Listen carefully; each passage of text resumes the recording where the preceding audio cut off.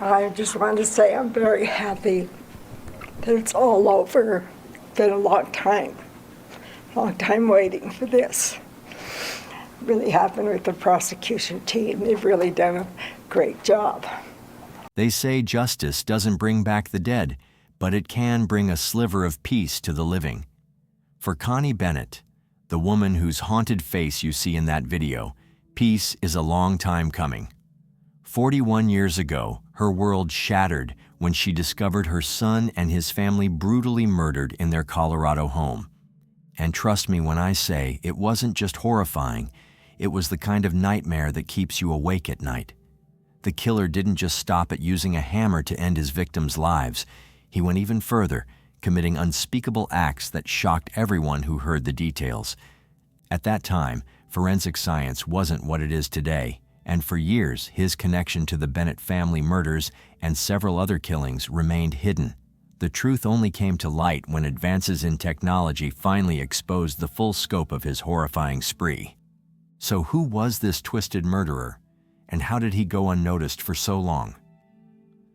Well, before we dive into his dark history, let's start by getting to know the victims first. Like any other family, the Bennett family was full of love, laughter, and big dreams. Bruce and Deborah Bennett, a young couple who got married in the 1970s, couldn't wait to start their life together. Bruce, born on April 22, 1956 in Denver, Colorado, had what you might call a normal childhood. Nothing too extraordinary, just a regular guy growing up with his two brothers, Richard and Daniel. But Deborah's story was a bit more complicated. As the oldest of 4 kids, she had to grow up fast after losing her mother at a young age. With her dad, Ernest, a war veteran, she became the caretaker for her younger siblings. Life was tough, but she kept her family together. Eventually, they moved to Colorado, and it was there that Deborah's brother Larry introduced her to Bruce. The two hit it off instantly, and before long, Bruce and Deborah were inseparable. They fell in love quickly and decided to start a family of their own. Later on, Bruce enlisted in the Navy, serving as a sonar analyst at Pearl Harbor, Hawaii. It was a job that gave him the chance to work with some pretty high-tech equipment and, more importantly, provided the steady income he needed to support his growing family. So in January of 1976, their first daughter, Melissa, was born, and they couldn't have been more thrilled. Then, 5 years later, in 1981, their second daughter, Vanessa, arrived. Their little family of 4 was complete. When Bruce wrapped up his service in the Navy, he had worked hard to create a more comfortable life for them. In 1983, with some help from their savings and a loan, they bought their first home in Aurora, Colorado. Life seemed perfect. The Bennetts worked together in the family's furniture distribution business, and Bruce was also studying to become an air traffic controller. They were making it work. Every day was filled with moments of joy, family dinners, and the excitement of their daughters growing up in a happy, safe home. Melissa and Vanessa were thriving in this warm, loving environment, and Bruce and Deborah felt like they had everything they ever wanted. But just when everything seemed perfect, in early 1984, their world was shattered. It was Sunday, January 15th that year, when the Bennett family was in full celebration mode. They were hosting a pre-birthday gathering for Melissa, who was about to turn 8. Deborah had already planned a party at school for their daughter, but they decided to have an additional family celebration at home. The house was filled with laughter, chatter, and the sweet aroma of a delicious cake as everyone gathered to celebrate the little girl's upcoming special day. As the evening wore on, Melissa's grandparents and uncles started to head home.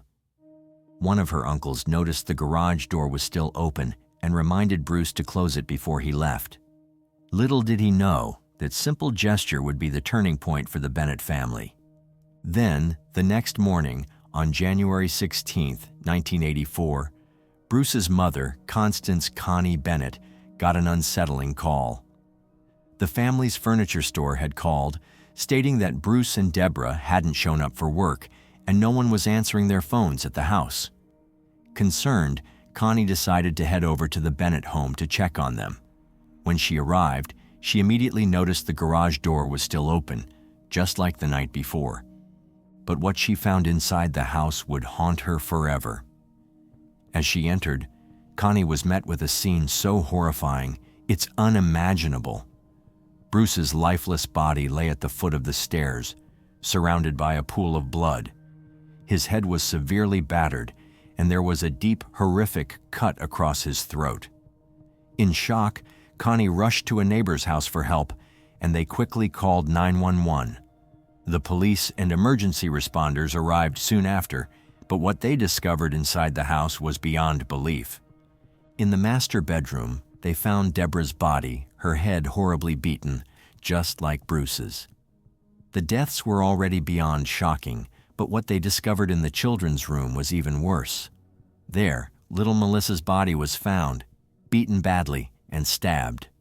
Her face was covered by a blanket, and there were clear signs of SA. It was a parent's worst nightmare, something no one could ever prepare for. But in the middle of the horror, there was a tiny flicker of hope. 3-year-old Vanessa, despite her terrible injuries, was still alive. She was rushed to the hospital, hanging on by the smallest thread. By the way, I post true crime and new cases here every day. So if that sounds like your kind of thing, please consider subscribing. It helps a lot. As Vanessa was rushed to the hospital, the investigators started to comb through the scene. What used to be a home full of love and laughter was now a place of terror and clues. Outside, they found Deborah's purse lying in the snow, clearly searched through by whoever did this. Nearby, a butcher knife from the family's kitchen was found, probably one of the weapons used in the attack. But the real weapon, the one that delivered the deadly blows, was still missing. And based on the injuries, the investigators believed a hammer might have been used. They carefully gathered fingerprints and other samples from various surfaces in the hope of finding something that could lead them to the killer. But there was one detail that stood out above the rest: blood-stained boot prints. Prints no one in the family recognized. This was someone new, someone who shouldn't have been there. To widen the search, authorities called in family members and close friends who had attended Melissa's birthday party earlier that day. They asked them to provide DNA samples, something that seemed strange at the time, but would later prove to be an important step.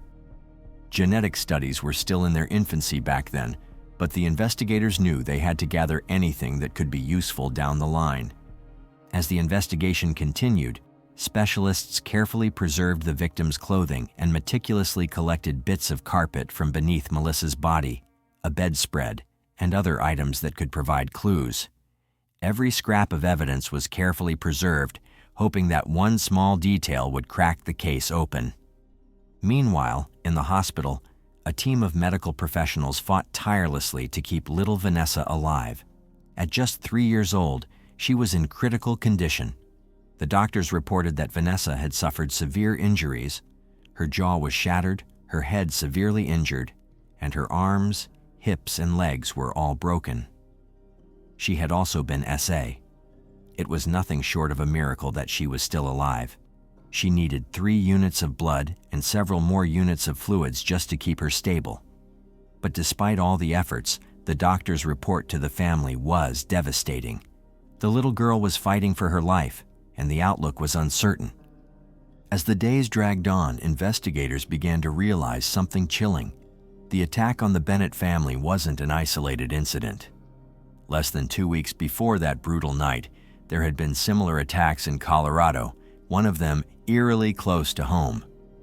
On January 4th, just days before the Bennetts were attacked, a young couple, James and Kimberly, had been ambushed in their home in Aurora.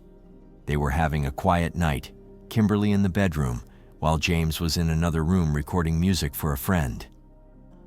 Out of nowhere, Kimberly was struck in the head in the dark. She caught a brief glimpse of a man's silhouette before he fled when she screamed. James, hearing her scream, rushed to her side but was struck in the head by the same hammer-wielding attacker. Despite his injury, James managed to chase the assailant, but the attacker escaped into the night. Meanwhile, Kimberly was able to call 911 that night. Emergency services quickly arrived, and both James and Kimberly were transported to the hospital. James suffered a skull fracture, and Kimberly had a concussion, but they both eventually recovered. When the police investigated the scene, they found the hammer that had been used in the attack. It was clear that the attacker had entered the house through the garage, which had been left open. Fresh footprints in the snow led away from the house, but the trail eventually mixed with other tracks, and they lost the lead. However, the police did find Kimberly's purse in the snow, though it was missing only the money. Now, if you thought that was the end of it, well, think again. Less than a week later, another shocking attack rocked the Colorado community. Patricia Smith, a 50-year-old woman who had recently moved from Nebraska, was there to help her daughter and her 2 young grandchildren settle into their new home. Patricia was well known for her grace, elegance, and impressive client list as an interior decorator, beloved by everyone who knew her. But on January 10, 1984, her life would be tragically cut short in the most horrifying way. It all started like any other day. Patricia took her daughter to the park so she could catch the bus to work, then dropped off the grandkids at daycare. Afterward, she spent the morning working, picked up some laundry, and grabbed a quick hamburger for lunch. Nothing seemed out of the ordinary. But when Patricia arrived home, things quickly took a deadly turn. She went up to her room, turned on the TV, and then, for reasons unknown, headed back downstairs. That's when she came face to face with an intruder. Before she could even react, a savage attack unfolded right in her own living room. Blows so brutal that they ended her life in a matter of seconds. That evening, around 5:30, Patricia's daughter, who had been waiting at the park for her mom to pick her up, started to panic when Patricia didn't show. She called home from a public phone, but no one picked up. Concerned, she reached out to a cousin who came to pick her up along with the kids. They headed home, but when they got there, something didn't feel right. The garage door was wide open, and inside, the TV was flickering in the dark house. As they made their way inside, they stumbled upon a scene so horrific it was almost impossible to process. There, in the living room, was Patricia's lifeless body, covered with a child's blanket, blood everywhere. Her pants and boots were scattered around, and her upper clothing was open, a chilling sign that another brutal assault had taken place. A hammer, the weapon used to kill her, lay beside her. The daughter, completely in shock, ran to a neighbor's house, hoping for some kind of confirmation that her mom was still alive. But it was too late. Patricia was gone. 911 was called, and soon the authorities arrived. The investigation into Patricia's death uncovered something truly chilling: 17 brutal blows to her head and clear signs of SA. The killer didn't stop there. After taking Patricia's life, he went upstairs, rifled through her purse, and stole money before fleeing the scene. Authorities turned to Patricia's circle of friends, family, and clients for answers, but no solid leads came through. On that very same day, January 10th, another woman became the target of a vicious attack. Her name was Donna, and she was a flight attendant for Frontier Airlines. That evening, she was off duty, waiting for her partner Ron, who was a pilot, to return from a night flight. She'd spent the evening picking up groceries, getting the mail, and parking her car in the garage. But as she stepped out of her vehicle, she was struck in the temple, knocking her out cold. The next morning, Ron returned home to find something that made his blood run cold. A trail of blood led from the garage to the house, and he rushed inside, following it to the bedroom. There, lying on the bed, was Donna, unconscious, with a severe head wound. Somehow, through all the pain, she had dragged herself to the bedroom. Ron immediately called 911, and Donna was rushed to the hospital, where doctors confirmed she had been assaulted. At first, Ron was considered a suspect. After all, he had just returned from his flight, and the attack had happened only an hour before he arrived. But soon enough, investigators ruled him out. The search for the real killer was on. While going through Donna's car, they found a blood-soaked hammer in the driver's seat. They collected it as evidence, but frustratingly, no fingerprints were found. Despite the horrific injuries she had suffered, Donna managed to recover, though the head injury caused significant short-term memory loss. She couldn't remember the details of the attack, but in a way, she was relieved. She was just grateful to be alive. In fact, later on, the couple sat down for an interview where Donna opened up about the aftermath of the brutal attack, saying, I say I had the mentality of a 2-year-old. Everything was new to me. Once again, I didn't know a knife and fork. I couldn't even tell you that I can't open my mouth and how hard it is to eat. Now, with all of this being said, this hammer killer was one brazen individual, and just 6 days after the attack on Donna and Ron, and less than 25 miles away from their home, the brutal attack on the Bennett family unfolded.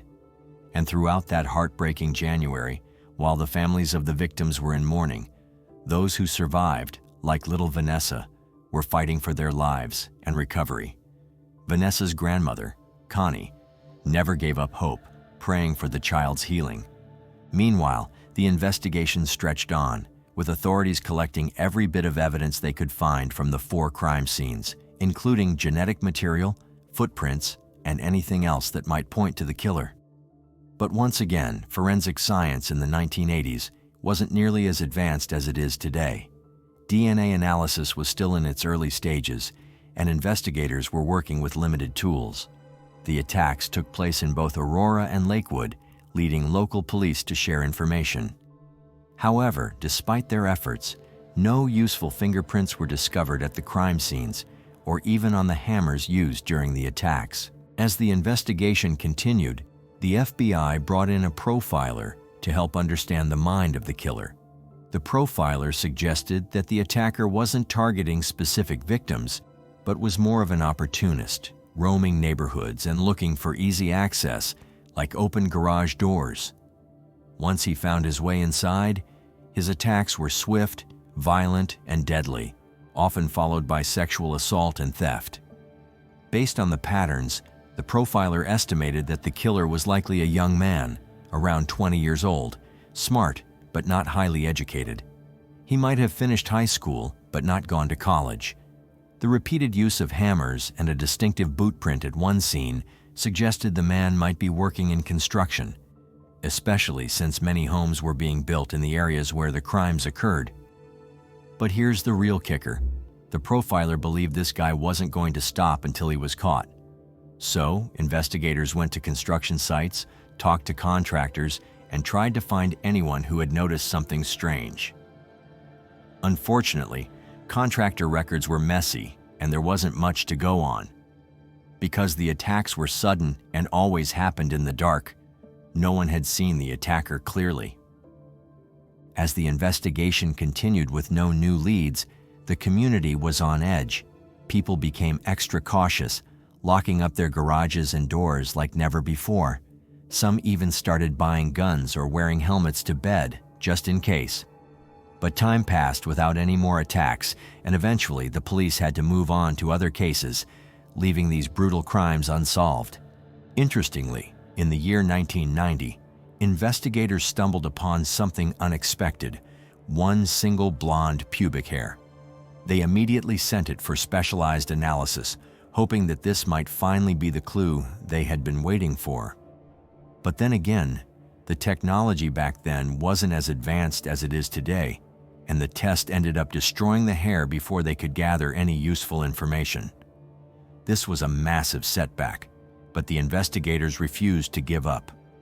Fast forward to 2001, 17 years after the horrific attacks. The breakthrough that everyone had been hoping for finally arrived when the DNA samples were fully identified, clearing family members from suspicion. But even with this significant progress, the mystery was far from over. Then, in 2018, the investigation took another turn. This time, detectives teamed up with a genealogist, hoping she could provide the breakthrough they needed. They used the DNA sequence to search through both public and private databases. Just 1 week later, the genealogist gave them a huge piece of the puzzle. She found a match to someone with the last name Ying. This discovery was massive, but it wasn't the end of the road. The detectives quickly discovered there were several individuals with the last name Ying living in Colorado, but none of them seemed to fit the profile. They weren't giving up, though. They expanded the search, digging through Aurora's database and finding a total of 40 individuals with that surname. While juggling other cases, the detectives meticulously analyzed each of these individuals, holding on to hope that one of them would be the missing link. Then, in July of 2018, everything clicked. After months of hard work, they discovered a match with an inmate in Nevada, Alex Ying. Born on August 14, 1960 in North Carolina, little was known about his childhood, but it was clear that Alex had a troubled past. He dropped out of school after the 10th grade, claiming he was expelled for excessive drinking. This marked the start of a chaotic life that spiraled into crime. From a young age, Alex's life was marred by brushes with the law. He was detained in a juvenile center in Sacramento, California, for theft, and was later placed in a foster home. But his time in the foster system was short-lived. He stayed just 2 weeks before being released. His criminal activities didn't stop there. He continued a path of theft, burglary, and even escape, moving from California to Arizona to Florida. By 1983, Alex had secured a driver's license and was living in Denver, Colorado, the same place where the attacks occurred in early 1984, leaving 4 dead and several others severely injured. After the attacks stopped, Alex seemed to vanish from Colorado, but he didn't go far. He moved to Kingman, Arizona, where, on January 27, 1984, he broke into a home and attacked Roy Williams with a heavy granite rock, striking him in the head and chest. Roy miraculously survived but required over 100 stitches. Roy was able to provide a partial description of his attacker, and later that same day, a police officer spotted a man hiding in the bushes near an interstate on-ramp. The officer approached, but Alex fled, leading to a brief but intense chase. On February 2, 1984, Alex was finally apprehended. Alex Ying was formally charged with attempted first-degree murder and first-degree robbery. He was being held in jail in Utah, but in early August 1984, something shocking happened. While being transported with several other inmates for a court hearing, Alex made a bold escape. He managed to slip away from the authorities during a stop at a service station, wearing nothing but red shorts and an orange jumpsuit. It was around 10 p.m. when police received reports of a suspicious man in red shorts running through a nearby neighborhood. The hunt was on. An hour later, panic set in when Nancy Berry called 911 in a desperate voice, claiming she and her husband had been attacked. Nancy and Chris Berry were found severely injured in their bed. Alex had broken into their home through an open garage door and savagely attacked them with an axe handle. Miraculously, their children were unharmed. A massive manhunt ensued, but Alex was still on the run. 4 days later, Alex was spotted at a phone booth, apparently calling his brother for help. He tried to flee, but by then he was weakened and dehydrated. Police caught up with him, and Alex was back in custody. This time he faced a mountain of charges: attempted murder, assault with a deadly weapon, robbery, and escape. He was sentenced to 110 years in prison. But the story didn't end there. Alex had been at large for less than 8 months after the attacks in Colorado, but those months were just the beginning of a long, twisted journey. Fast forward to July 2018. A team of Colorado police and prosecutors traveled to the Northern Nevada Correctional Center to interview Alex. They approached him pretending to be non-law enforcement officers, keeping the focus off the Colorado crimes for now. They knew they had the breakthrough they needed, the DNA match from the Bennett and Patricia crime scenes. This was the moment they had been waiting for, but they had to play it smart. During the interview, Alex spoke candidly about his past. He claimed his father had been in the Air Force and discussed his troubled history, mentioning an illness, spinal meningitis, that had nearly killed him, causing a drastic change in his behavior. He also admitted to spending some time working in construction in Colorado, particularly in Aurora and Lakewood, before leaving because it was too cold. This was a crucial detail. It confirmed Alex's presence in Colorado at the time of the attacks. The next day, detectives returned to meet with Alex. This time, they showed him 6 black and white photos of the crimes in Colorado. Initially, Alex denied knowing any of the victims, but when shown a color photo of Patricia alive, he stuck to his story. However, when the detectives presented him with a color photo of Patricia's lifeless body, Alex's demeanor changed. He became visibly agitated, insisting there must have been some mistake. In a panic, he immediately requested a lawyer. What Alex hadn't anticipated was how the tides had turned after all these years.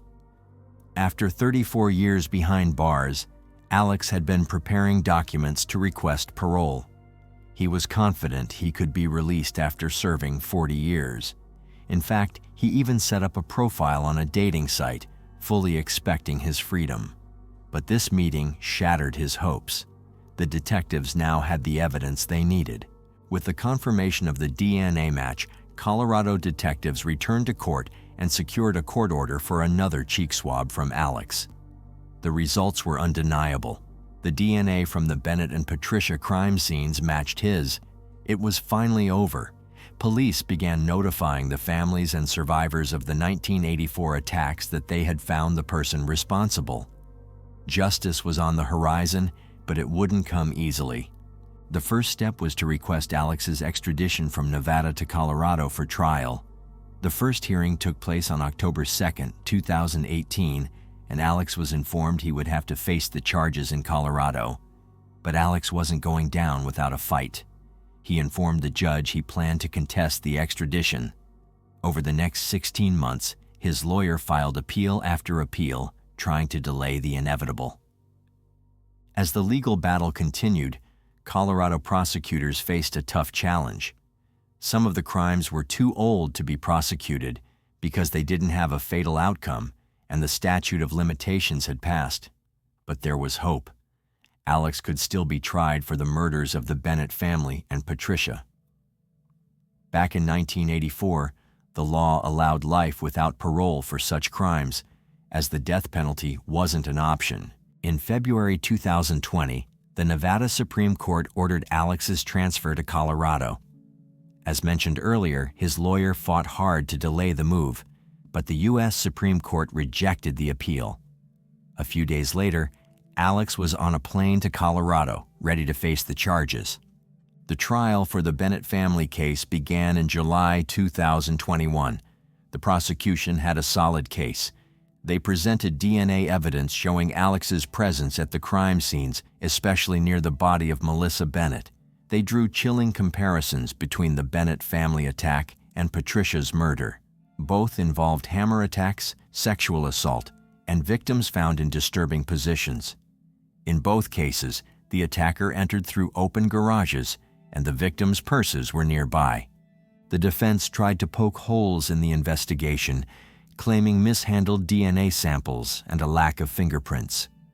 But the prosecution fired back, suggesting Alex wore gloves during the attack. The courtroom heard from police, firefighters, and specialists, but the most emotional moment came from Connie Bennett, Bruce's mother. She described finding the gruesome crime scene at her son's house, and the jury was shown photos of the aftermath. After just 3.5 hours of deliberation, the jury sent a note to the judge saying they were deadlocked. The prosecution asked the judge to keep the jury working, while the defense pushed for a mistrial. The judge decided to hold off on a mistrial and told the jury to return the next day. After 6 more hours, they finally reached a verdict. Alex was found guilty of 3 counts of murder, robbery, and other charges. At the sentencing, family members of the victims gave emotional impact statements. When asked if he had anything to say, Alex simply responded, "No, thank you." With that breaking news from the courtroom, guilty on all counts. That is the verdict in a 37-year-old murder case. The defendant killed 3 members of the Bennett family in Aurora with a hammer. A little girl was the only survivor. The judge, disgusted by Alex's actions, sentenced him to 3 consecutive life sentences without the possibility of parole. The trial for Patricia's murder started in October 2021, but was declared a mistrial after Alex's defense requested a mental competency evaluation. The evaluation confirmed Alex was fit to stand trial, and after more delays, the trial for Patricia's murder began in April 2022. This time, Alex couldn't stay quiet. He complained about being extradited from Nevada and claimed the system was rigged. Despite his protests, the result was the same: another life sentence. A man already serving 3 life sentences received another one today. A Jefferson County jury convicted Alex Ying last week of sexually assaulting and murdering Patricia Smith in 1984. Through all of this, Vanessa, the only surviving member of the Bennett family, had to relive the trauma. She shared her story of how the attack left her physically and mentally scarred. She spent years battling depression, addiction, and the pain of her past. After years of struggle, she finally decided to stop being a victim. Vanessa got clean, settled down, and started a new life. But she said the capture of her attacker brought her no peace. For her, the damage had already been done. You know, what did they do wrong? They didn't do anything. You know, they were young. They were in their mid-20s. Are you hopeful about the future? I am. I have big things planned, and I know it sounds like it's a little late because I'm 38 years old, but it's never too late. Now, as we mentioned in the intro, while justice can't bring back the lives lost, it does bring some peace to the families affected. Hopefully, Alex will face the consequences of his actions and suffer in prison for the rest of his life. Now, I'd love to hear your thoughts on this case. Do you think a life sentence is more fitting for him? Or would you argue that something harsher would have been more just? Drop your opinions below. Let's discuss. If you like the way we create these videos and you want to help bring more cases like this to light, hit that like button and subscribe for more deep dives. Thank you once again for watching.